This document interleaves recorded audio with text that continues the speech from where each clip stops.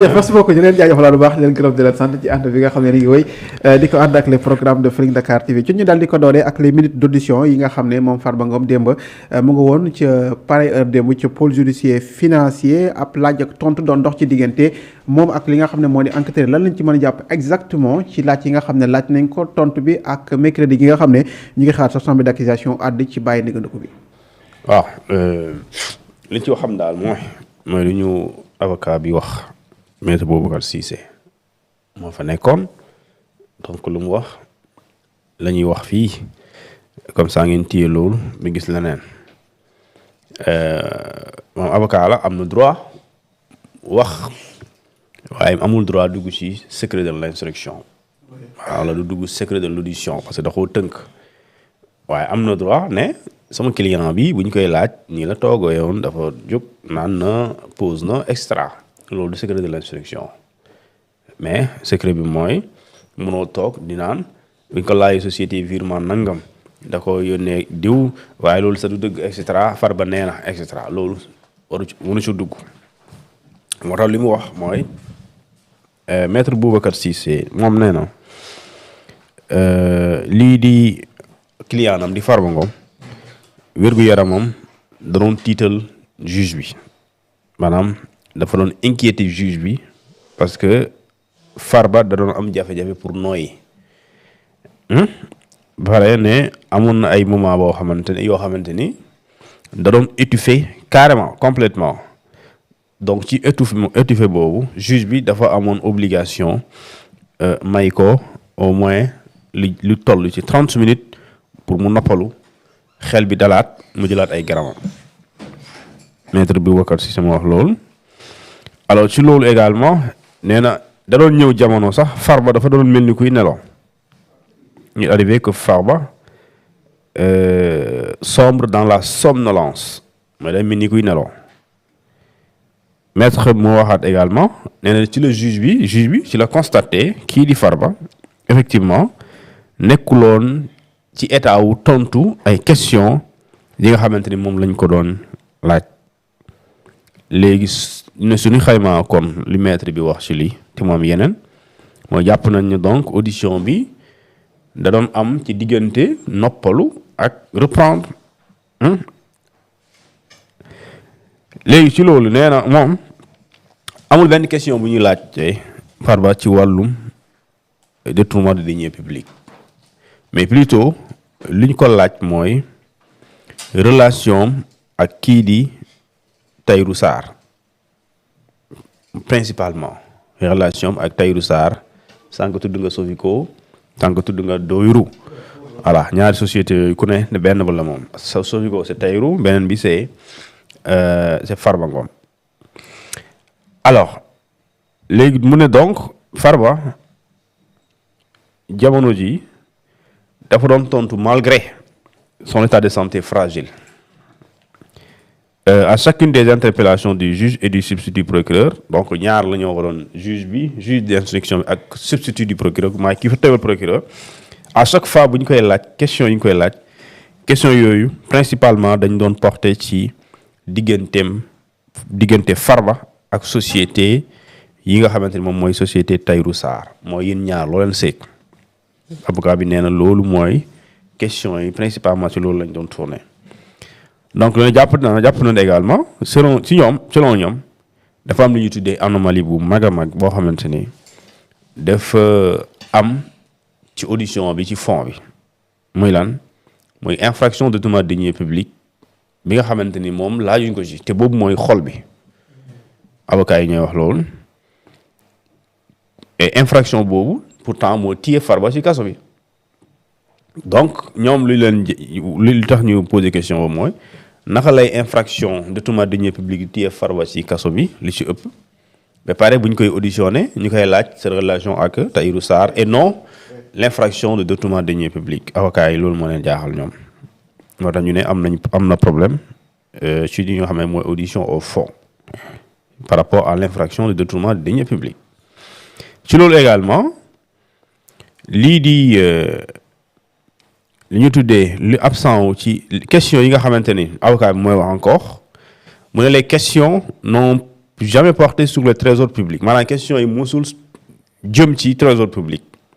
parce que trésor public nag bu fa demee nag il faut détournement bi ñëw mu ne ci autrement dit ci neneen Farba dañ ko topp ci détournement de deniers publics ci montant bu toll ci 31 milliards de francs CFA et pourtant aucune interrogation à ce sujet ne lui a été posée am na lu toll ci 31 milliards bu ñu wax ne détournement de deniers publics bu jógee xaalis bu jógee trésor dem ci moom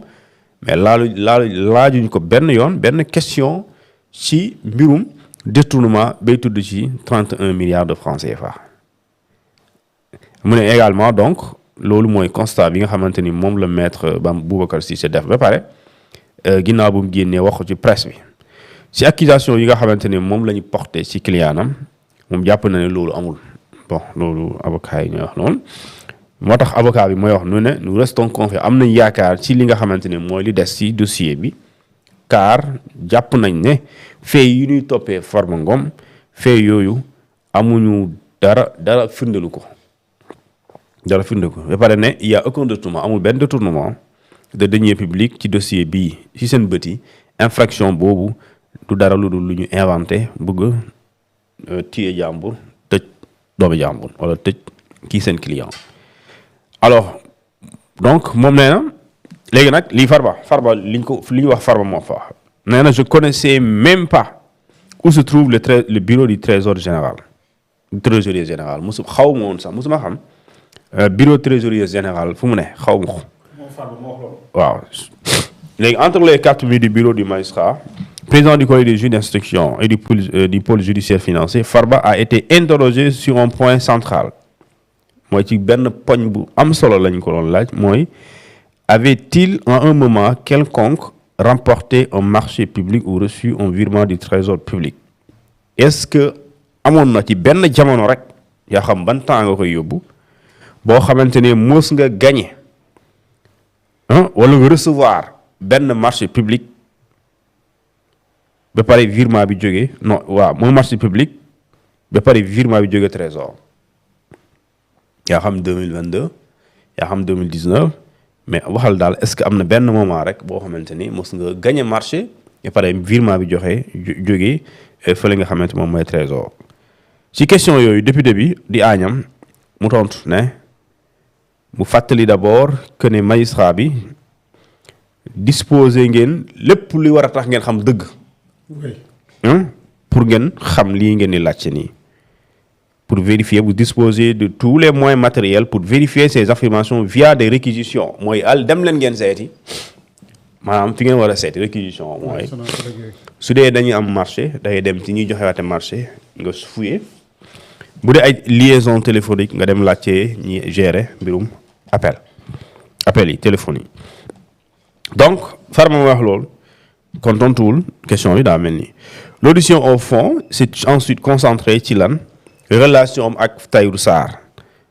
ak mouvement financier yi doon am diggante seeni société ñoom transaction yi doon am voilà alors selon le rapport CENTIF mooy wax li mu wax ci rapport ci seen cas daf ne li ñuy tuddee le rapport qui a servi de base du réquisitoire rapport bi nga xamante ne fa la procureur sukkandiku pour def réquisitoire introductif bi lu toll ci 14 chèques yoo xamante ni mu ngi jógee ci Sofico bu Tahirou Sarr loolu mu toll ci montant wu 5,3 milliards de francs CFA et xaalis boobu dañ ko versé woon ci société bi tudd SCP Tidjania SCP Tidjania boobu dafa am liaison ak Farba Ngom et liaison bu mu am ak Farba Ngom 90% de la société ki ko yore mooy frère Farba Ngom mu ngi tudd Ismaïla Ngom loolu c'était le rapport de la CENTIF mooy wax loolu mu ne donc chèque yooyu ñu wax dañ leen déposé woon ci date yu wute ci agence bi nga xam ne ngi tudd Prestige Blue mu ngi bokk ci NCA yaa ngi dégg kii bi banque Amadou Macky Sall bi NCA boobu la voilà banque boobu mu ngi fële Almadi ñi xam Almadi xam nañ ko bu baax fu mu ne alors ñu ne document boobu moo mentionné woon également am na enregistrement boo xamante ni en 2020 12 virements yoo xamante ni dañ leen bu ñu leen dajalee mu ngi toll ci 6 milliards yoo xamante ni de francs CFA ci compte bii ma lay wax numéro 00 33 13 ñu tijji ko ci NCA banque boobu ci turu SCP Dooru 90% ci part yi Ismaïla Ngom encore moo ko kon ñaari part yu 90% bu njëkk bi société bi ngi tudd SCP Tidjania Ismaïla Ngom moo ko détenir mooy 90% yi beneen bi aussi SCP Dooru détenu et dirigé à 90% par Ismaïla Ngom CENTIF waxoon jamono jooju ne fàttali montant yii ñu ngi jógee ci remboursement ay bons de caisse yoo xamante ne mu ngi jógee ci Sofico le 17 juillet 2020 léegi nag ci loolu Farba a été un peu plus clair pour le maire ci maire bi léegi maire mooy tontu ci li ñu wax ni maire Agnam bi di Farba Ngom ne chèque yooyu ak virement yi ñuy wax dañuy wone ne amul dara lu ñu mës a nëbb et que benn opération bu suspect wala bu ñu njoxte ne jaaru yoon mësul am contrairement ak li ko CENTIF wax Farba Ngom moo tontu loolu alors ci la wax ci effectivement ci loolu ne si j'avais voulu faire quelque chose de suspect su ma bëggoon def dara lu leerul lu jaarul yoon wala lu xel tey je n'aurais pas reçu des virements et des chèques qui sont entièrement traçables mooy du ma mës a jël ay chèques wala ay virements yoo xamante ni mën nañu leen tracer mu wax loolu clairement mu déclaré mu fësal ne moom vraiment du defkatu ñaawteef il clame son innocence donc si dénégation ci bokk na ci muy weddi effectivement Farba Ngom dolli ci ne moom mësul xam fan la bureau trésorier général nekk où il n'a jamais mis les pieds mooy mësu fa teg tànkam aussi mësu fa xam donc mësu fa teg tànkam pour ñiy wax ne que moom da doon dem ci bureau trésorier général pour ordonner ay paiement mu ngi suggérer parquet mu ngi sàkku parquet bi wax loolu na def réquisition moo réquisition yi dégg na def réquisition pour ñu xam ndax moom avec son téléphone daan na fa dem wala daan na communiquer ak ñoom mu ne loolu na ngeen ko defee Sonatel donc mu ne yoruma numéro trésorier général bi def leen vérification bi ba pare ngeen constaté yéen seen bopp di ngeen xam ne musuma yore numéro trésorier général wala numéro payeur général léegi société bi nga xamante moom la ñuy jox ne moo ko lié ak Amadou Macky Sall ñun tuddee ko la société Woodrose Amadou Sall et Farba Ngom ces 3 liaisons ñu ne ci digg au-delà de Tahirou Sarr ci relation yooyu ñuy laajte ak yow trésor bi loo seek ak ñoom dafa am beneen société di Amadou Macky Sall bi moom mooy société Woodrose te ñu jàpp si ñaari nit Mbàkke boobu ak Seynabou Ngom Seynabou Ndiaye na dafa ñàkk chance je vois ça ñu ne au-delà des relations avec Tahirou Sarr Farba Ngom a également été interrogé ñu interrogé ko si digganteem Amadou Macky Sall doomu président Macky Sall kooku nga xamante ni dañ ko visé ci réquisitoire supplétif procureur de la République kon Amadou Macky Sall est visé par le réquisitoire supplétif du procureur général léegi nag s'il est visé par le procureur général dans son réquisitoire supplétif mooy bi ñu dolli alors quel sera son sort devant le juge d'instruction parce que kooku mooy décerner ay mandat yi nga xamante moo war a am donc Farba ne sama diggante li ngeen laajte nii mooy Farba daf leen affirmer ne que musul am benn transaction bu am diggante moom ak Amadou Macky Sall d'abord question yi mooy yi ñu porté question yi am mooy ci diggante société boobu mais Farba dafa nié connaissance sax dafa jàpp ne xamul sax luy wóor du Rose moom société boobu ngeen doon xamu ko waaw il a nié toute connaissance de cette entité qui s'appelle Woodrose ba pare Farba moom mooy wax je ne connaissais ni cette société ni Madame Seynabou Ndiaye que vous venez de citer. Je ne connais ni encore non plus Abdou Karim Mbacké que je n'ai rencontré pour la première fois qu'à la prison de Rebeuss. mooy xaw ma société Alioune Sall Amadou Macky Sall xaw ma Abdou Karim Mbacké xaw ma Ndeye Seynabou Ndiaye Abdou Karim boobu sax maa ngi soog a tase ak moom ginnaaw bu ñu demee Rebeuss. léegi nag Farba moom ñu ngi ko toppee complicité de détournement portant sur 91 milliards de francs CFA aux côtés de l'homme d'affaires Tahirou Sarr. Ainsi ci wàllum détournement bi ñu ngi koy toppee détournement de deniers publics ñu ngi koy ak blanchiment de capitaux mu ngi toll ci 31 milliards de francs CFA. Ci rappel, Farba placé en garde à vue en position sous mandat de dépôt depuis le 27 février 2025. Donc 9 mois plus tôt déjà en prison. 9 mois. Et après ces 9 mois, ou au bout des 9 mois, il a été auditionné au fond du dossier. Donc sur loolu, il a déjà fait l'objet de plusieurs évacuations. Maanaam lu bëri en tout cas yóbbu nañ ko ci hôpital et la preuve démb lu ko indi du auto administration pénitentiaire mais li ko indi mooy ambulance selon information yi donc officiellement mu ngi jógee ci hôpital centre de santé centre hospitalier bi pour ñu indi ko parce que da doon jël ay soins donc moom mooy li nga xamante mooy li am ci kaw Farba. Léegi Tahirou Sarr moom tey si suba si àllarba ji war na dem wuy ji pour ñu laaj ko certainement xam nga laaj nañ Farba loo seek ak Tahirou